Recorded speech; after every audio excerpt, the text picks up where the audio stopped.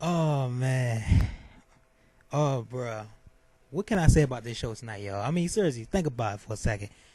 What can we say about first of all, what can we say about let me rephrase this. The go home show for, Backlash. You know, that's happening Sunday. Which miraculously though they just keep telling us that like we're just not gonna remember, you know. They wanna make sure that we got this fresh in our minds of the many reminders of that backlash happening, backlash is happening, backlash is happening, right?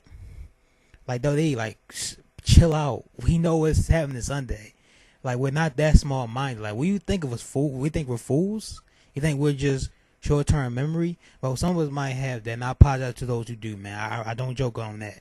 But, but SmackDown Live, man. Like I said, like if there's any way to perfectly describe this show tonight, man, I can easily call this show easily. Now, hear me out, y'all. Hear me out. You ready for this? SmackDown Live, the cringe show. The cringe show. Because this episode of SmackDown Live was a lot of cringe in it. A lot of cringe in it. And it felt like to me that we got more talking than wrestling. Yeah. I'm pretty sure that's what happened tonight mostly. Like I'm pretty sure because we seen segment after segment after segment.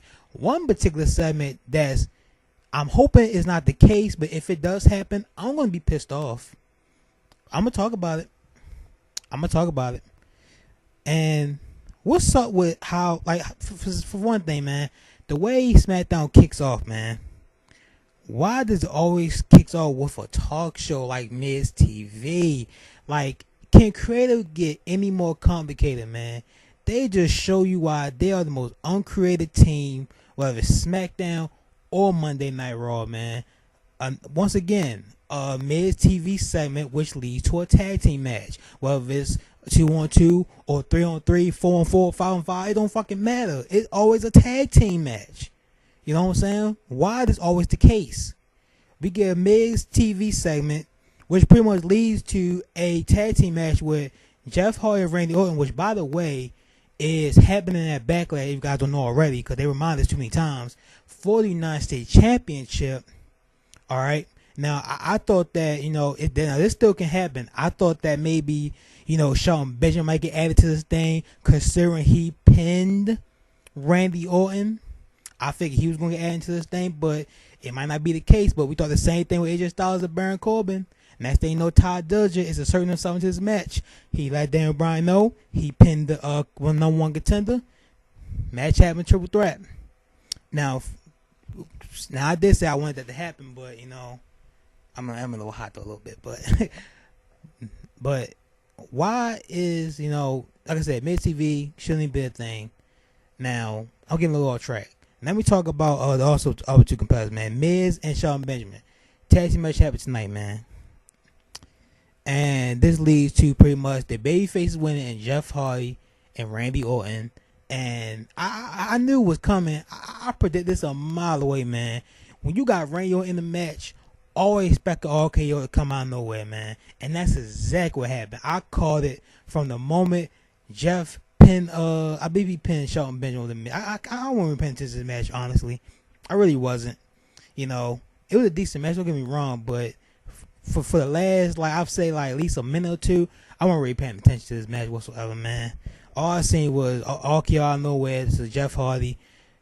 Obvious, man, Orton going to do that. Like, come on now, man. Like I said, this is getting to the point where it's just so obvious, and it's just one of the most uncreative things that, you know what I'm saying? You can just easily see it. You can easily see it. Period. Absolutely terrible, man. Terrible way to start SmackDown Live.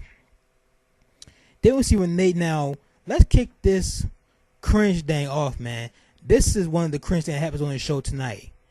The Renee Young interview with the Iconics, man, which leads to Carmella coming in.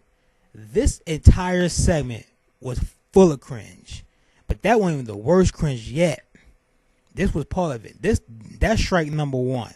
This segment was cringe right here. Then after this, man, we get a bar segment with the New Day. And let me ask you guys something, man. Why is Biggie sitting there rubbing his chest, talking to another man? Can someone please explain that to me? Like you seen it, right? He was talking. I believe he was talking to Cesaro. He was saying something to Cesaro, man, and he's sitting there rubbing his chest while he's making that Cesaro. Like, do you want Cesaro to give the D, Mr. Biggie? Huh? Do you want Cesaro to give it to you? Do you want that Cesaro swing? If you know what I mean. Like, come on, man. That was a lame joke. I would go in the corner, but I got to use a review. But anyway. Yeah, man, like, what's up with that? Like, I don't understand that, man. And what made us even more cringe right here was the fact that when Isaiah Woods pretty much used a Mortal Kombat line to Sheamus, when Sheamus challenging him tonight in a match, your soul is mine. I mean, you say it out loud, like how the way he said it sound badass, but if you really think about it, man, it's really cringe. You know, it's really just make you say like, you know what I mean? That's right, number 2 right there, man. Like I said, this segment wasn't bad as the first one, but still, man, it wasn't memorable. It really wasn't. Then it lead to another segment. This segment led to another segment. I'm saying at this point, I'm sitting here saying, where's the matches at? After that tag team match that happened with The Miz, Shelton Benjamin, Randy Orton, and Jeff Hardy, we get 3 segments back to back to back. Now we get one with Rusev and Aiden English, with Lana coming into the mix, and she feeling as though like WWE is holding Rusev back, pretty much. She pretty much saying, well, in her eyes, she didn't really say it, but in her eyes, she's saying that Aiden English is holding back. No, Lana. Aiden English not holding Rusev back at all. WWE Creative is holding Rusev back from where he needs to be right now. That's who's holding Rusev back right now, not Aiden English. And this one thing is going to piss me off, man. If WWE is thinking about breaking up Aiden English and Rusev, I am going to be pissed off, because Aiden English, to me, honestly, he pretty much kicks things off with this Rusev Day thing, man. He kicks it off, man. He gets hype for Rusev Day. He is the heartbeat of what makes Rusev Day. I mean, Rusev gonna always be Rusev, man. Don't get me wrong on that, but let's be honest, man. Aiden English really gets us going with the whole shtick, man. When he come out rapping, he come out, singing to us, man, getting us all hype for Rusev Day. Pretty much how Elias do his thing, man, which I'm getting sick of, by the way. I talk about that in my Monday Night Raw review. Guys, go check that out right now, man. Almost 100 views. Let's get that there, man. But with that being said, man, they better not even thinking about breaking this team up, man. They cannot do that.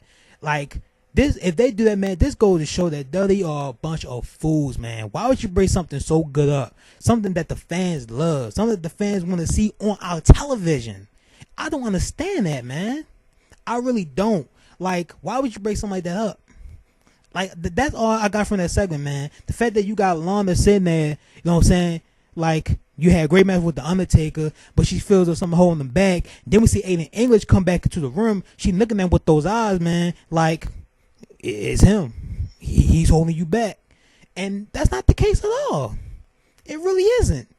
Aiden English actually making that Rusev Day thing even better than it already is.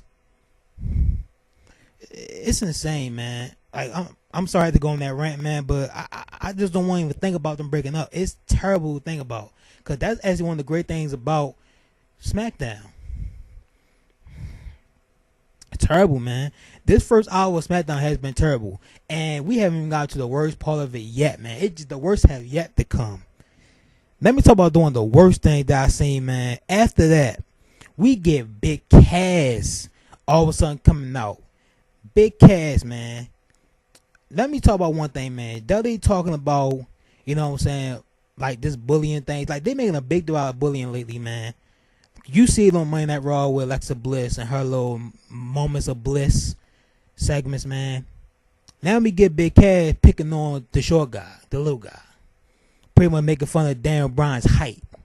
Who the fuck are you? Who are you to talk about his height like that? You know what I'm saying? I understand he building towards heat, you know what I'm saying, and all that such and such.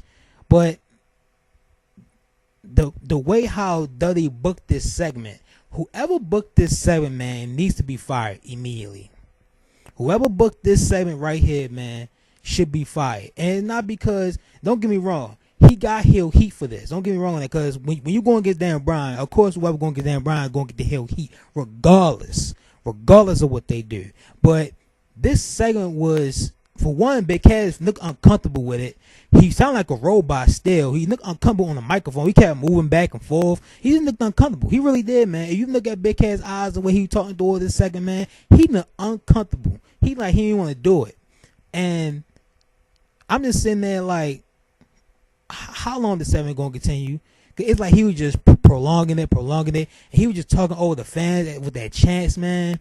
I understand that he had to get through it, but that segment was all from Big Cass. He had a great segment last week, but I gotta give it a thumbs down this week for Big Cass, man. He been uncomfortable. The segment, the him on the mic sound too forced. Like, that's pretty much it right there, man. And then he calls out Dan Bryan after all the say he said, man. He calls out Dan Bryan, and instead of Dan Bryan, we get some, I forgot his name, man. But we see him came out, you know what I'm saying, doing the yes chants, and he's sitting there making fun of his height, you know what I'm saying, picking on the little guy, and this pretty much leads to a Big Cat pretty much just giving him a big boot, and that's it. That ends that segment. Like I said, man, whoever scripted that segment should be fired immediately. You know what I'm saying? Like, that segment was just terrible. Let's be real, man. That segment was just terrible. It wasn't even funny. That's the thing, man. If it was even enjoyable, I wouldn't be complaining as much about it right now. But that segment was not funny at all. It was just, it was just stupid. It was stupid and lame. That's how I feel about it, man. Absolutely terrible way SmackDown, man. Like, this SmackDown, a way to build towards Backlash, man, and this how we do it. Insane. Unreal, man. Unreal. Then we get another promo, man. This one I actually did kind of enjoy, man, a little bit. AJ Styles, man. AJ Styles come out talk about Shinsuke Nakamura. Talking about Shinsuke Nakamura after what happened at the ball attack, after ball attack. You know what I'm saying? Pretty much Shinsuke Nakamura become the nutcracker each and every week. Pretty much. Shit, Nakamura like, you want to feel the nutcracker, AJ Styles? AJ Styles like, hell no. But Nakamura said, I don't care. Boop. That's very Nakamura in a nutshell, guys. That's Nakamura in a nutshell. But pretty much AJ saying, man, we all know we seen that Nakamura won a apology from AJ Styles after he just out last year, just got frustrated at the Greatest Royal Rumble with that match, man, which was better than the WrestleMania match, by the way. I tweeted that, by the way. You got to follow me on Twitter. You got a show can do that. I'll leave a link to that in the description below. And that's about it. About that, man. But anyway, man, pretty much AJ Styles just doing the comment thing here. Pretty much saying he want to get his hand on Shinsuke Nakamura. He want this thing to end with Shinsuke Nakamura. He want to put him out once and for all. And he said he will. He want to defeat him at Backlash. So, you know what I'm saying, he can move the back of the line. Out comes Samoa Joe. He talks about once he get done Roman Reigns, which I love Samoa Joe, man. When Samoa Joe is on the microphone, man, I sit there and I listen. I'm actually sitting like this. When Samoa Joe on the mic, I'm sitting like this. That's how young Samoa Joe comes out. Some people can do that for you, but not everybody. Samoa Joe, one of those guys, when he comes out, you listen. And clearly the fans feel the same way, because wherever this dude come out, all you hear is the crowd saying, Joe, Joe, Joe, Joe. Every time. And this guy's a heel. Unbelievable.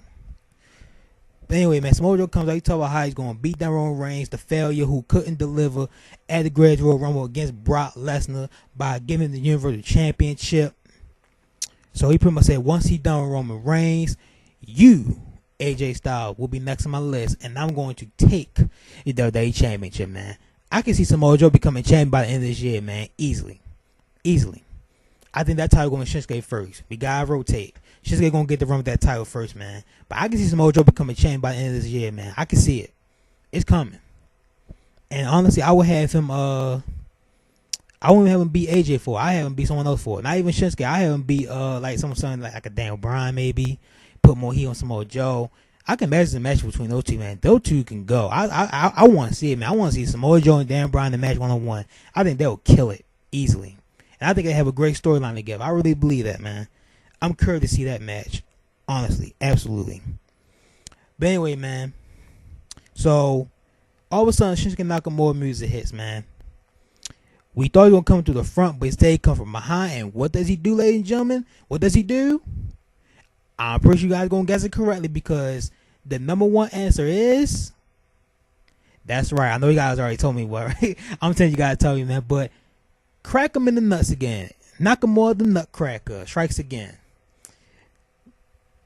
It's kind of funny, man, how Nakamura been known for just hitting AJ in the balls. I mean, literally, man. And then what makes it so great about it is the way he expresses his face after he does it, man. The way he was just looking at AJ Styles with those eyes, man. That crazy look in his eyes. Like, that made the entire segment right there, man. Right there. I love that, man. Like, the way he looked at him, then the way he hit the Kinshasa, instead of hitting him from behind, he hit him in front of his face. Instead of like that was gangster. The way he did it, man, he went behind AJ Styles, prepared to hit the Kinshasa on him. But instead, he went in front of AJ Styles. He waited for AJ Styles to look directly at him. He waited directly at him, then hit the Kinshasa, man. Gangster. Gangster, easily. Like, he pretty much saying, I want you to look me in my eyes when I hit you. Gangster. Shinsuke Nakamura, man. At first, I wasn't okay with this heel thing, man. But the way he's been performing it as of late, man, I'm digging it. And I actually enjoy the theme music now. I'm kind of getting used to it. You know what I'm saying? At first, I was like, it's okay. But I'm starting to dig it, be honest with you, man. I'm starting to feel that music. Now it's been on a couple of times for me to listen to. Plus, I listen to it, you know what I'm saying, without the whole crowd, you know what I'm saying, cheering behind it. Gotta get the flow of things. It's good, man. It's all good, man. Shinsuke Nakamura, you hitting every cylinder on the door as a heel, man. Now, Duddy, it's time to put that title on Shinsuke Nakamura as he faces AJ Styles at Backlash. You guys know Backlash happening on Sunday, right? Pretty much they let us know every time, so I gotta let you guys know every time as well. Backlash happening on Sunday. Nakamura versus AJ Styles. No disqualification match for the WWE Championship. It's going down, y'all. Stay tuned. Sunday. And I'll be also to cover that event in my review of Backlash. What we got here next, man? Becky Lynch is backstage with Charlotte and Asuka.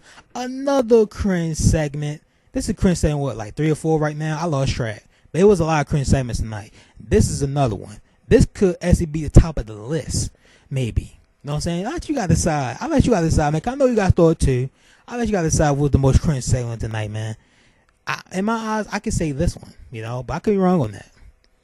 Pretty much they're talking about that match tonight with the Iconics and Carmella. A match that doesn't interest me, but it surprised me. And I'm going to talk about that in a second. But that's enough for that segment, man. They were talking about their matches with the Iconics and Carmella pretty much. Just summing it all up for you guys. Now, it's Xavier Woods versus Sheamus, man. As y'all know, this match was pretty much being developed with that promo, that cringe segment happened earlier. Xavier Woods and Sheamus actually put on a decent match tonight. It was decent. It wasn't good, but it was decent. It got by, man.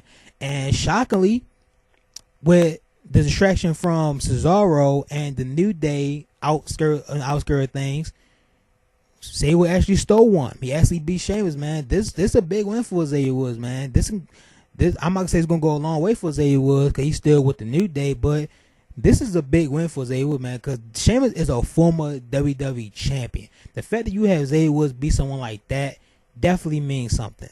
I don't know where it's leading to, but that's a big win for Xavier Woods, man. So props to him. Good, decent match, and that's all I gotta say about that, man. I don't know what's gonna happen next between these two teams right now, but it looking like this feud is far from over. That's all I gotta say about that, man. That's all I'm gonna say about that. But decent match between the two men. Paige is backstage. She actually kind of looking good tonight, by the way. I'm gonna say it right now, man. I'm not just saying that because the shirt right there. You know what I'm saying? Okay, maybe I am. But anyway, man. Anyways, Paige is backstage with Absolution, Mandy Rose, Sonya Deville. All I gotta say about this segment, man, is when Paige said, and I tweeted this, by the way, when Paige said that Absolution is dead, I tweeted out, Absolution is dead. When were they even alive? They did nothing. They did nothing together as a unit. What have they done? That's why I said, man, by them like when they were alive. Like, they haven't done anything, you know. Like, I mean, I know sadly Paige got hurt, so they couldn't do anything further than that. But I look at this as a positive because this could possibly lead to Sonya Deville and Mandy Rose splitting up and being their own individual women. Know what I'm saying? Because they still, to this day, have no identity whatsoever, man. And they sure as hell need it right now. Especially with Absolution is not even a thing. Even, you know what I'm saying? Like, even after Paige got hurt and no longer could wrestle, they still was coming out with the Absolution music, with Paige music, all that, man. It's enough. Done. No more.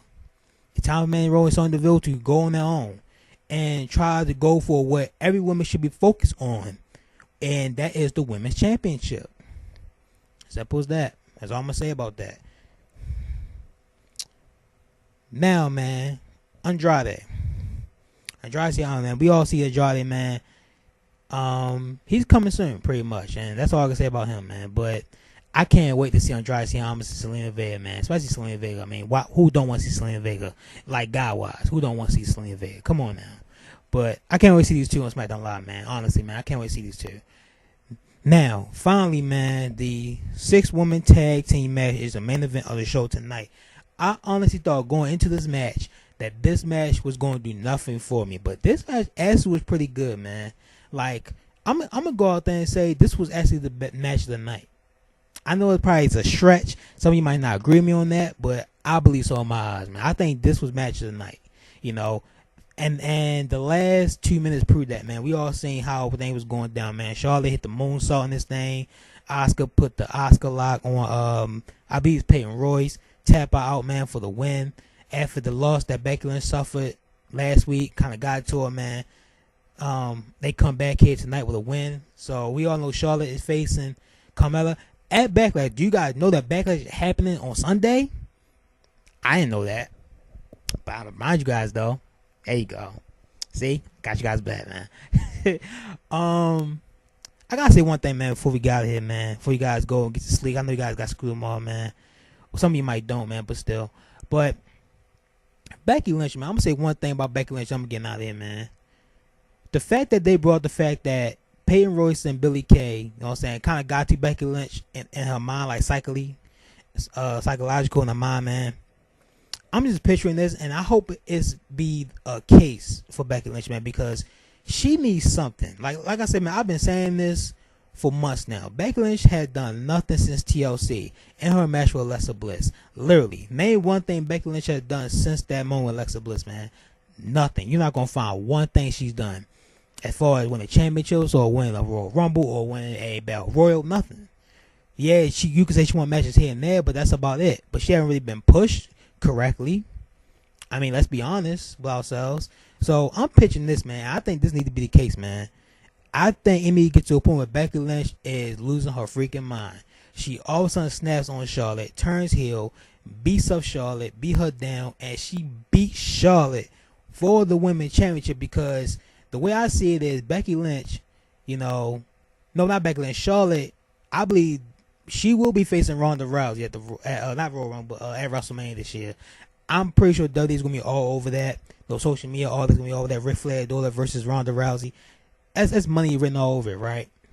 So I'm picturing that Charlotte's going to face Ronda Rousey. Maybe they have Charlotte win the Royal Rumble. Ronda Rousey be champion at the time. Got your match right there. So now I'm picturing this. What can you do for the SmackDown way? You know what I'm saying? I'm hearing all about the Charlotte and Ronda Rousey. But what is SmackDown going to do in that process, man? I say you have Becky Lynch, heel Becky Lynch, become the champion, and then you build her faces Asuka at WrestleMania, where Asuka wins the championship at WrestleMania, redeeming what she should have done to Charlotte at WrestleMania 34. I think that could be money right there, honestly. A heel Becky Lynch finally in something important as this, man.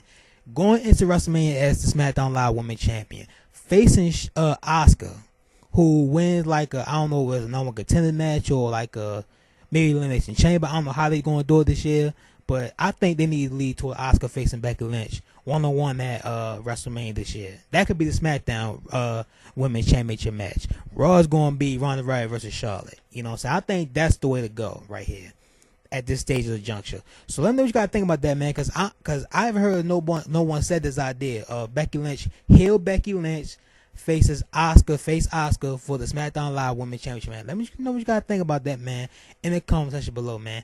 That's it for me, guys, man. Hope you guys enjoyed the review. Hope I made some sense. Hope I was entertaining in some way. If I had done any of these things, hit that thumbs up, man. Like I said, leave a comment down below on that idea, man. And subscribe to the channel if you're new, man. Also, you guys want to find me on Twitter, you guys sure can. At Tay1Miles95, man. That's Tay1Miles95. I'll leave a link in the description below. Hit that notification bell. It should be somewhere down there so you can notify all my videos. And as always, guys, I will see you guys all in the next video, which tomorrow I will probably be live streaming tomorrow. So stay tuned for that. And that's pretty much it for me, man. Thank you guys for watching. I'll see you guys all in the next video. Talk to you guys later, man. Peace.